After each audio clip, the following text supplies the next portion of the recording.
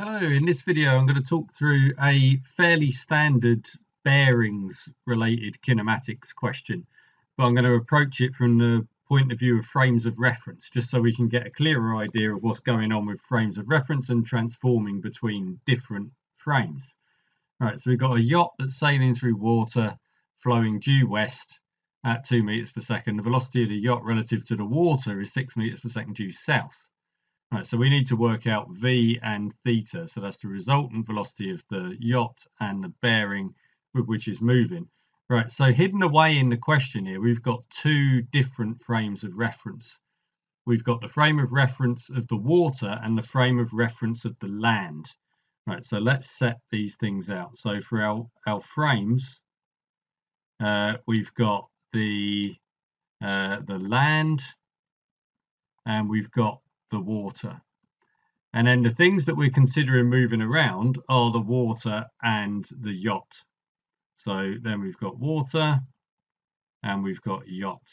So if we fill in this little table here, then we'll be able to see how things are moving in different frames of reference. Right, so let's get my notation sorted out.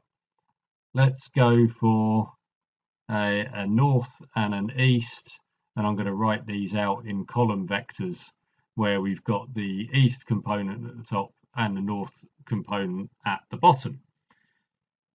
Right, so the easiest one to always fill in when you're doing these is the motion of the water in the frame of reference of the water, because that's always going to be 0, 0. If the thing is its own frame of reference, well, it's not moving relative to itself. So we can always fill that one in. Then we can look at what we've got in the question. So the yacht is sailing through water that is flowing due west at 2 meters per second. So it's saying the water is flowing due west at 2 meters per second, and that must be relative to the land. That's the only way that would make any sense.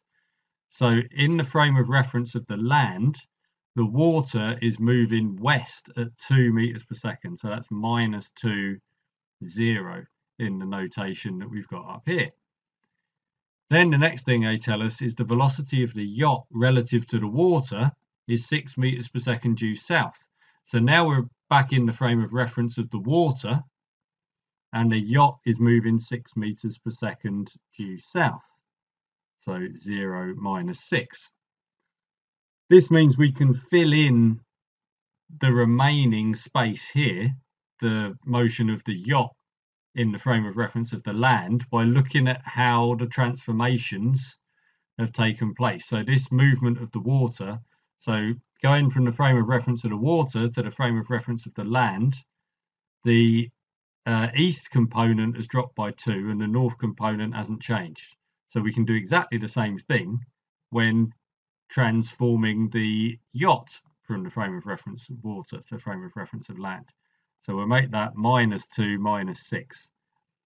So that might seem a slightly convoluted way of doing what you normally do, of just drawing out vectors of maybe slightly intuitively and thinking your way through from vectors. But this is a much more explicit and structured approach that gets us to think about these frames of reference and how we're moving between them. And this is then really useful when you get onto much more complicated cases where you can't just draw out various arrows and say, oh yeah, well here's our different motions, and if we're going to move from the water to the land reference, then we're flipping that the other side.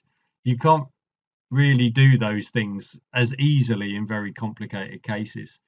So it's useful to be able to transform between frames of reference in this more structured way. And now we can do the trivial bit of actually answering the two things they're asking for. So find v, that's just going to be getting the magnitude of this here, because v is the resultant velocity of the yacht with respect to the land. So that's going to be 4 plus 36 rooted, so root 40, so 2 root 10 meters per second. And then we need to find the bearing, theta. So if we're moving 2 that way and 6 that way, 2 and 6, and we want to get the bearing coming around there, so we want to get that. So that's going to be 180 degrees plus this angle here, because that's the same as that angle there, which is inverse tan of 2/6. So we just got to dump that into the calculator, which I'm just doing now. And that gives 198.43, and it's asked for the nearest degree, so 198 degrees. So this last bit was kind of, yeah, it's just a sort of trivial add-on to the end. It's more, the key point here is this translation between different frames of reference.